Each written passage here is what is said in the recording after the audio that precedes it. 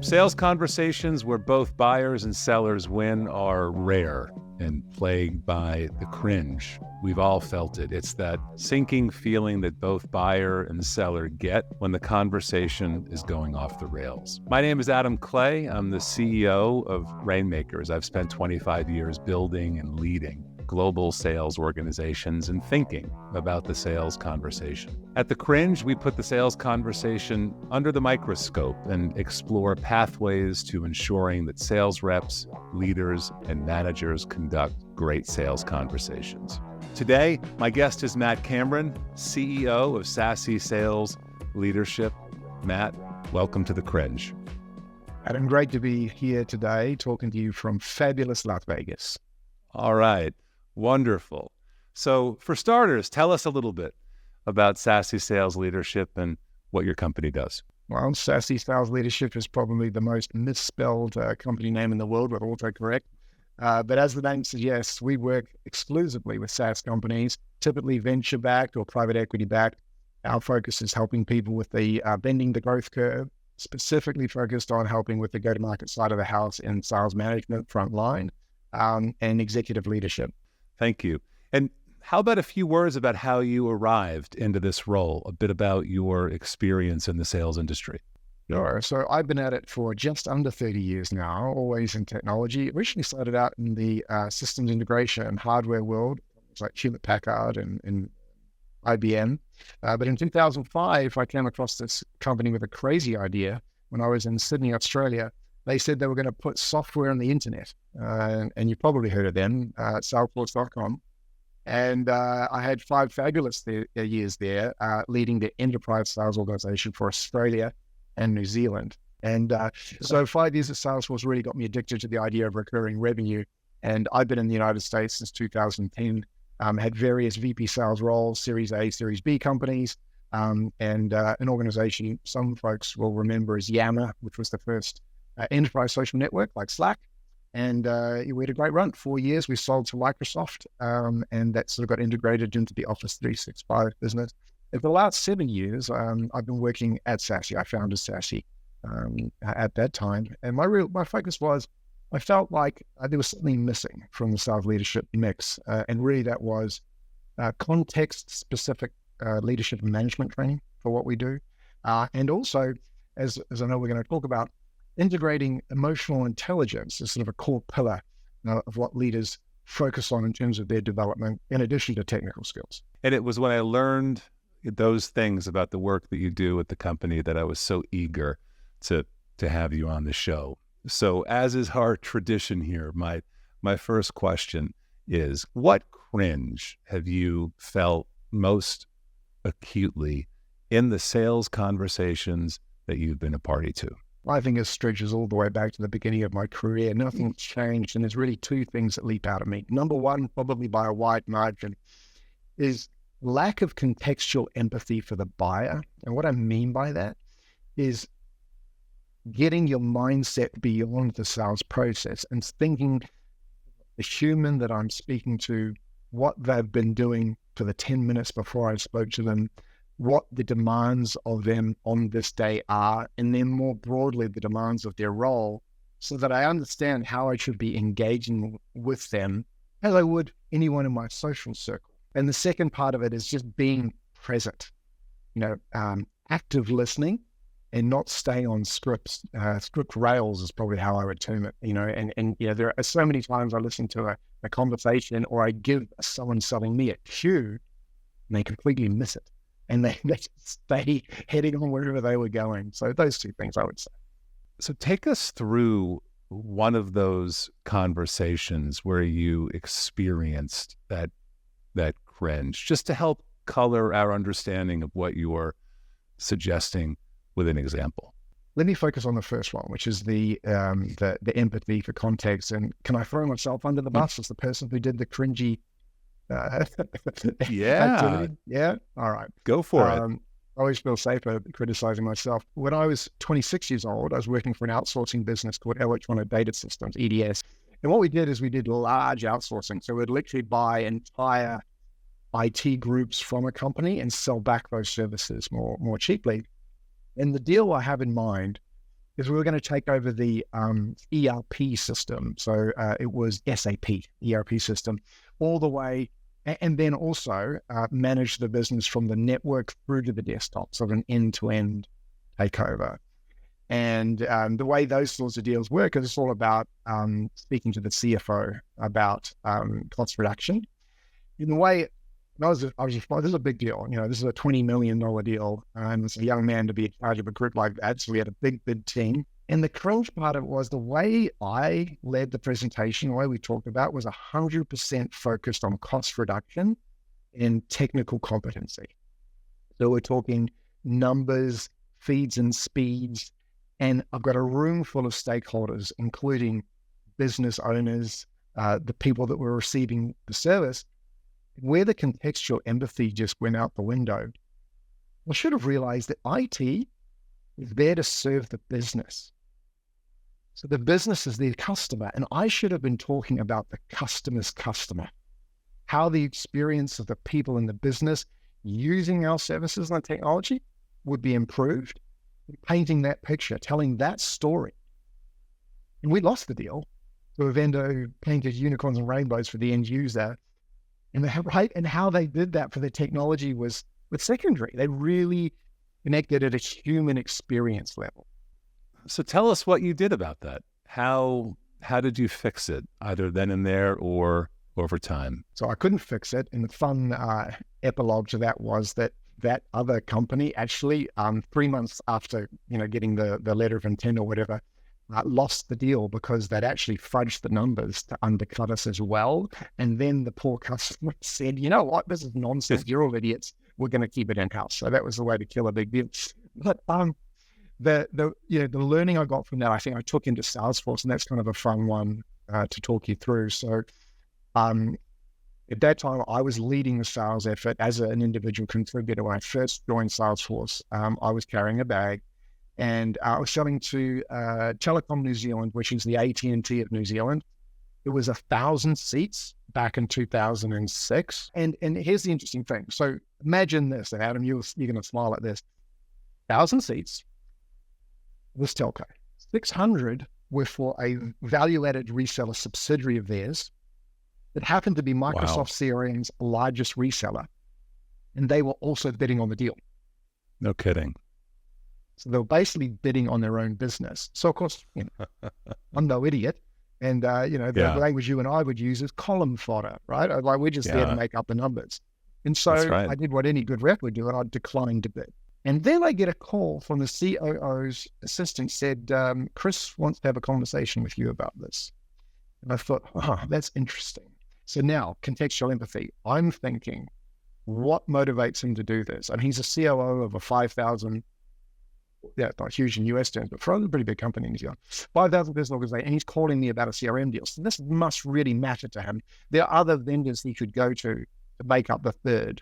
Why is he coming back? So I thought about it, and I thought, well, I've got to find out what's important to him at an executive and a business level, such that he would take the time to speak with me. There's nothing to do with technology. I know that for sure. Was, he's COO. And so I actually got Mark Benioff on the phone. I said, okay, Mark, here's the deal, blah, blah, blah. Here's the role I want you to play. My job is to be, you're the executive. So my job is to be the guy who tells the COO why, if I was him, I would definitely buy from the other company. And then, of course, I had him retort every single point. And then I pressured him. So, he said, it makes sense for us to go with you because you're faster time to value. I said, tell me more. And then he basically wrote my proposal for me over the phone. Where the contextual empathy comes from is, as he was speaking to me, it became very clear that he was worried. He had something he needed to accomplish quickly, and he felt fast solution versus an on-premise solution was the least risk, fastest way to get there. It was very believable, and so forth and so on. And where I felt that I'd learned something from the original exercise was that I didn't talk to him about tech at all. It was, that just didn't even come into the equation. It was all about risk mitigation and hitting some big rock that he needed to knock over. And I'm very proud of that deal because there was myself, my leader, and a sales engineer, and the Oracle team told me afterwards they had 17 people on it. So, it was a David versus Goliath situation, but because of that empathy for the executive context, we won the deal. What a remarkable story. And, for those listening to the podcast, back then, Salesforce and Oracle were bitter rivals. Salesforce was the disruptive player in a space that Oracle otherwise, were it not for Salesforce, just would have dominated. And of course, we all know how that story ends. So thank you. Let me ask you, what do you think it is that prevents salespeople from contextually expressing empathy or sincerely and authentically listening? There are two areas that I think cause this issue. One is that people are dealing in the abstract, and that it's a bit like reading a book about something that's happened, about a scene that's playing out in front of you versus participating in the scene. But one thing from an EQ standpoint that I think about is a sense of self-regard. You need to consider yourself an intellectual peer in terms of delivering the outcome that your counterparty is looking for, and know that you're bringing value, asserting your needs, and expressing your value as a thought partner, not a vendor. And that's really hard if you're early in your career. It gets easier over time because you've had a number of at-bats and you start to get more confidence. Just to double click on that, Matt, I think what you're saying is that what prevents people from doing this sort of thing has something to do with the fundamental belief system that sellers carry into the conversation about their position or their relative status. Yeah, 100%. It's a mindset thing. And so emotional intelligence is a concept. When I say that, people think about interpersonal skills, charismatic, charming, that sort of thing. I mean, that's really just one dimension. But there are 15 that we measure quantitatively, right? And they're sort of grouped into three elements per area. And the area I'm talking about is self-perception, and closely related to that, of course, is self-expression. Individual sellers need to be intentional about this. And I'll give you an example. When I'm selling into industrial, so it's forestry or concrete, paper, heavy manufacturing, I would dip into the world and, what is the language they use? What do they read? And, back in the day, I read this book called The Goal, which talked about the theory of constraints, which is critical in supply chain. Nothing to do with software, but immersing yourself in the world of the buyer just gives you that wonderful level of confidence because you speak their language. Think about your level of confidence as you're going into these engagements. Where are the blind spots? Where are you feeling uncertainty? And bolster those, be it in terms of the technology itself. That's simple. And sales enablement and whatever else should be able to help you with that. But more so the role to which you're addressing. If you're speaking to a CFO, you're going to speak the language of finance. And one of my favorite sayings, if I may say so, if you don't know your IRRs from your ARRs, or your IRRs from your Rs, then you're screwed when it comes to speaking to CFOs, right? That's right.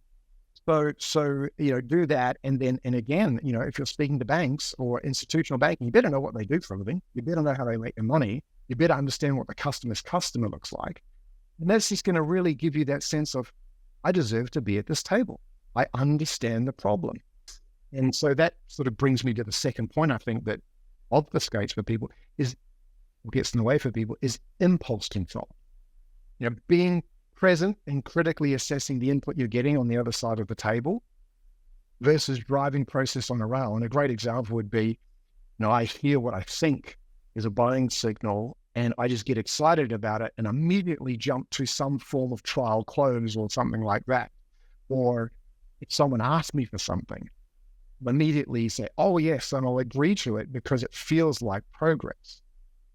very hard for people to get around that. And in the days of addiction to dopamine and instant gratification, I think people are getting worse at impulse control, to be honest with you. You know, Matt, you talked about some really critical things there, and I want to circle back to make sure that I understood it and just take a shot at verbalizing it for our audience. So what I think I heard you say is that having the right self-perception, the right belief about your status relative to the buyer, it gives you the right amount of confidence to have a conversation.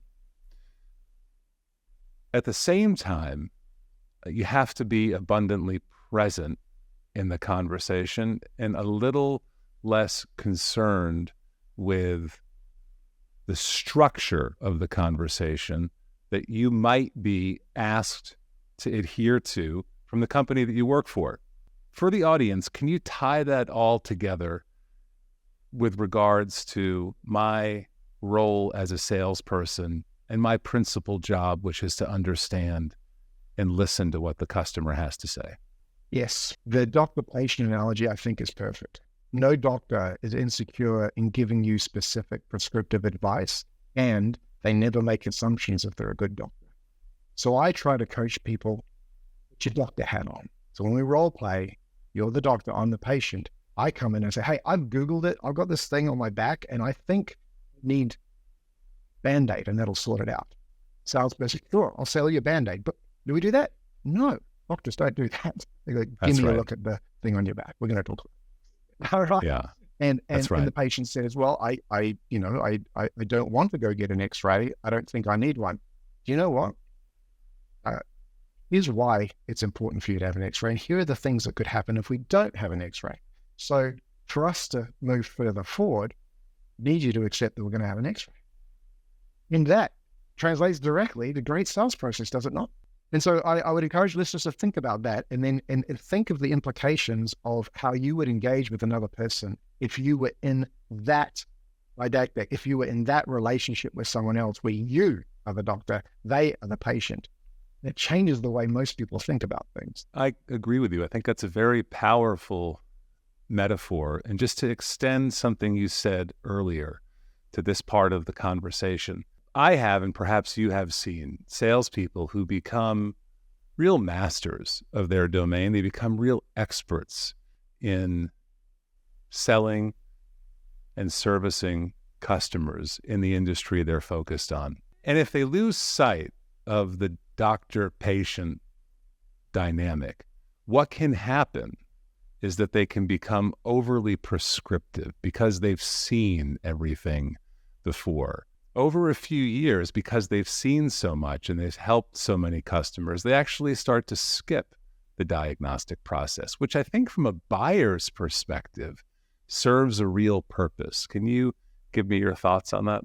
100% agree. I mean, thinking about it again, having empathy for the buyer, you might have sold this thing 100 times. They're going to buy it for the first time in many cases. I have an example I like to give, a fun one. My wife is a circus artist. That's where we live in Vegas. And if you've ever been to Cirque du Soleil, think about this for a moment. They perform the same show twice a night, 6 days a week, 365 days a year. So for them, it might be literally their 400th time doing the same thing 6 days in a row. For you, that's the first time. So what many of the troops do is before show, out backstage, they get together, they recite a chant, hands together, and then showtime. They literally shout it because they just need that energy to realize that they're there to give somebody the best performance of their life. I love that. Well, that certainly makes the point a clear one. All right. Well, I have lots of questions about your wife's profession. Sounds like she works for Cirque du Soleil, but we'll have to table that for a later conversation. All right. Terrific metaphor. So what do you think everybody gets wrong, Matt, about EQ's importance in the sales process? Most people think that charisma is the sole partner to technical excellence in their process. And it's much more than that. It's your problem-solving capabilities, your decision-making capabilities, your reality testing. I mean, these are all words that for some people may not be familiar, but in the model that I think about, we brand it. We call it revenue EQ, but there's the broadest EQ assessment system in the world is called the EQI 2.0. It's an EQ inventory. And for those not familiar with EQ in general, EQ is not static like IQ. One of the things we measure is optimism. And when you join a new company, you'll be very optimistic usually, right? But your sense of self-regard actually might come down because you're a newbie. You don't know the products. You don't know the people. Can I be successful? I'm not sure. So it's a very dynamic thing. And I think what people get wrong is thinking that, all I need to do is sit with enablement, learn the process, get mentored by my manager, learn the step, and just, I get that right. And then I show up authentically and a likable person. I say there are three types of salespeople. There's the engineer who just is very good at transactional sales because they will follow the process to a T. They'll never deviate. Their CRM's always up to date. They check all the boxes. That's the engineer. And they can be successful in a simple, non-complex transactional sale. There's the designer, I call them. And typically you find them in enterprise and they just don't follow process at all. They wave their magic wand. They sprinkle the fairy dust over you and everybody likes them. Most people like them. But they're very enthusiastic. They light up a room when they come in. However, right. Terrible. I can never tell whether their forecast is going to be correct. They never adhere to process because that's not for me. I don't need to do it. That's the designer. And then the ones that I'm really impressed by are the people that are, of course, the combination of the two. I call them the architect because they have all that charismatic flair. The fact that when I walk in a room, I want to be with them because they're just good to be around, and that attracts people to them. And yet, they have that engineering mindset. So as they're going, they are following that process and going. And so, layered onto that thinking for me is the true architect has a balanced score in all of these EQ competencies. And something I could share with you is that people think, I want a high score like IQ.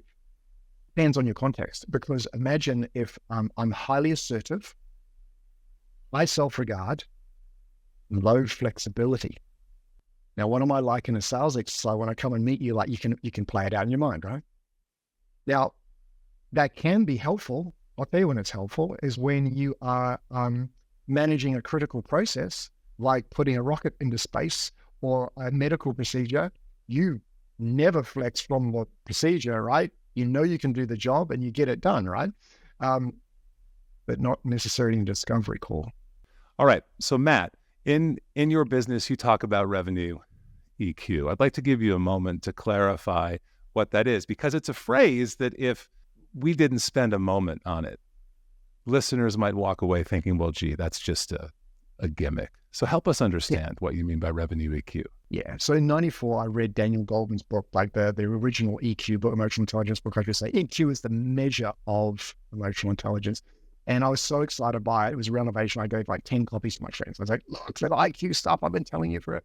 And then over the years, I realized that we need a way to take that quantitative assessment of these 15 different, I didn't know it was 15 back then, but I do now, elements to figure out and predict where our EQ profiles will impact our role. So if you think specifically sales, we do sales management, CS, all that, but sales, which of those factors impact our ability to do great prospecting, discovery, solution validation, contract negotiation, so forth, because there are different combinations at every different stage.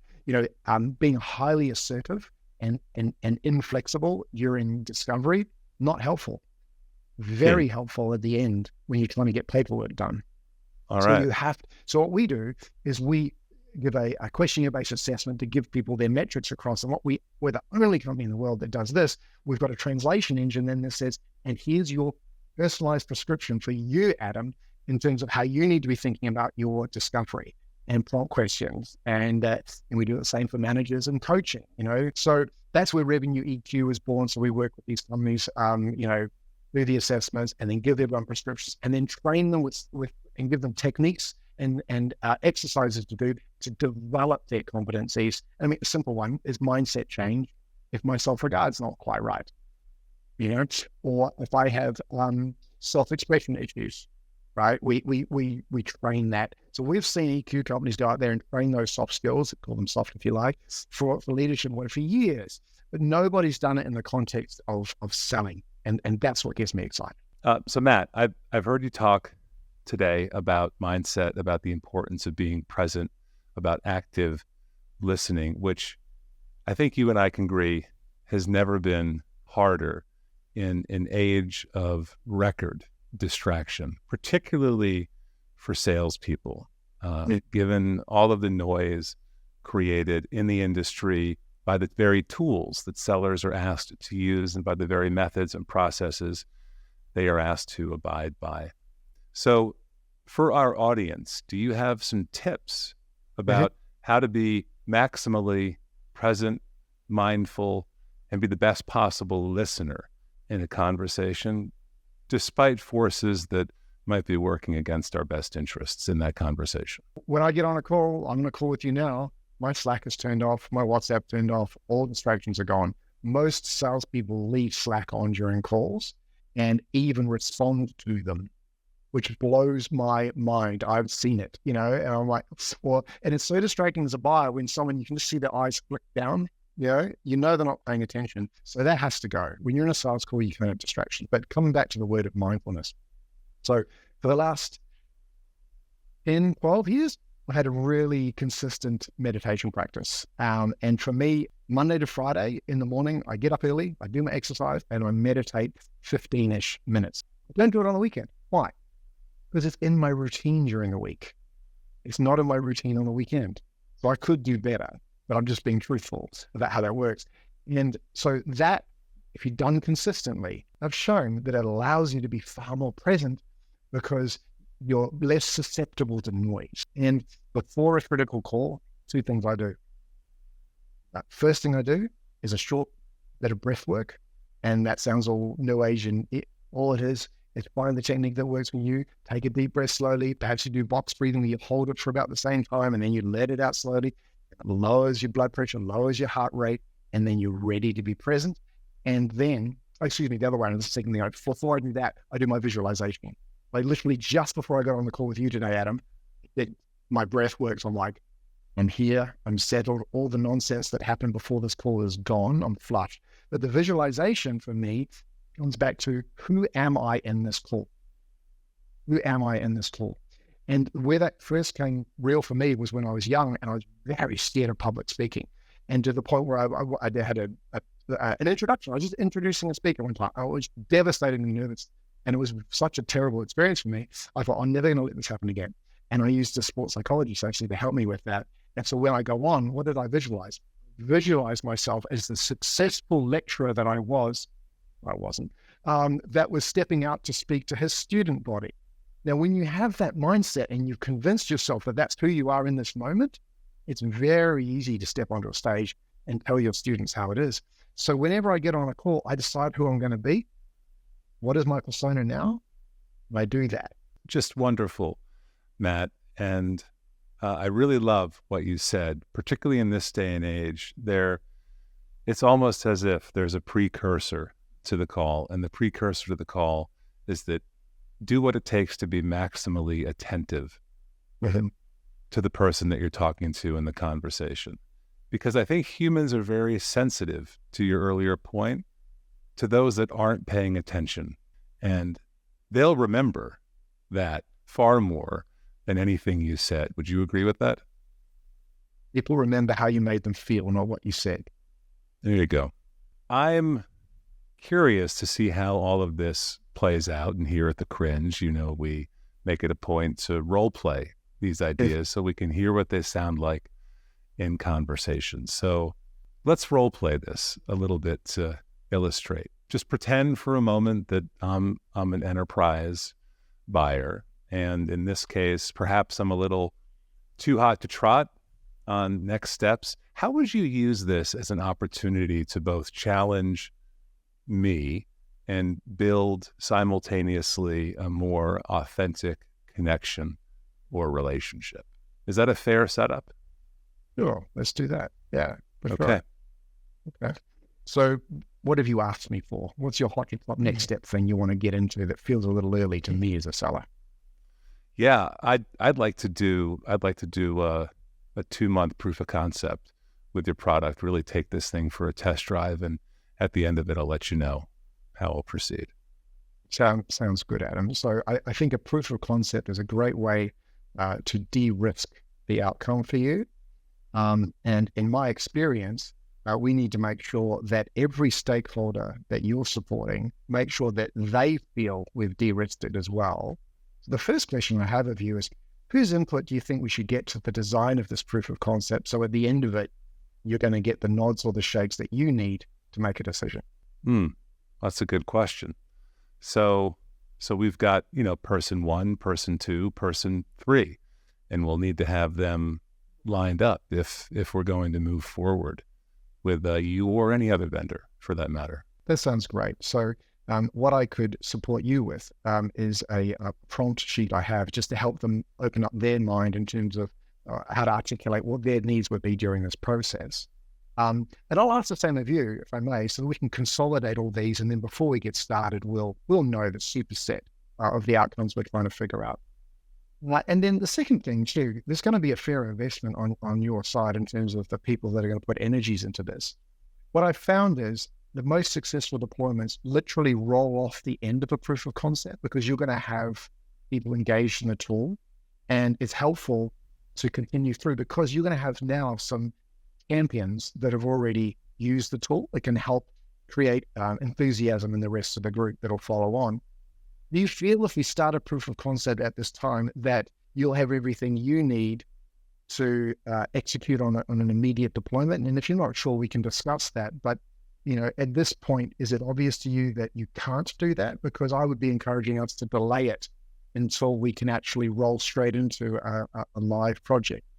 Okay, so end role play. Okay. That was great. That was a lot of fun, Matt. So let's double click. I appreciated how you tied a few things that we've spoken about together in that role play. Let me just highlight what I think I observed, and you can tell me whether I'm right or wrong. The first was I had a clear view of what I wanted to do next, but you made it clear to me that your time is valuable as well. And you were able to suggest a structure that would get you what you needed, what was important to you. And I think that many salespeople don't quite understand the latitude that they're afforded by the buyer to do what you just did without being offensive. You were just a matter of fact and business-like. Let me just pause there for a moment. Is that what was happening? Yes, and that only came through a sense of healthy self-regard. I'm the doctor. You don't know what's good for you, so I'm going to help you not mess up. Here's a question. What role does self-regard and self-perception play in your ability to have this conversation? If I feel lesser than you, my self-confidence will fall. There's self-confidence, self-regard, synonymous. It's such to the point that if you say to me, I want this proof of concept, and in my mind, you're elevated, I'm much more inclined to do what you want, because I don't have the right to correct you or direct you. And that's why I always try to visualize myself in the doctor-patient mode going in. And I come from a sports background. Visualization is so powerful, such that just before a critically important call, I'll get myself in that mindset that I'm here to diagnose and prescribe. I'm not here as a servant to do what someone wants. Matt, thank you so much for joining us on The Cringe. I can't tell you how much I enjoyed our conversation today. Feelings mutual. I really enjoyed talking about that topic and with you. So thanks for the great question. If you've enjoyed listening, follow me, Adam Clay, on LinkedIn. I'm regularly sharing insight and tips on the art of sales and the sales conversation. This podcast is produced and presented by Rainmakers, where we believe the sales conversation is everything. Check us out online at rnmkrs.com.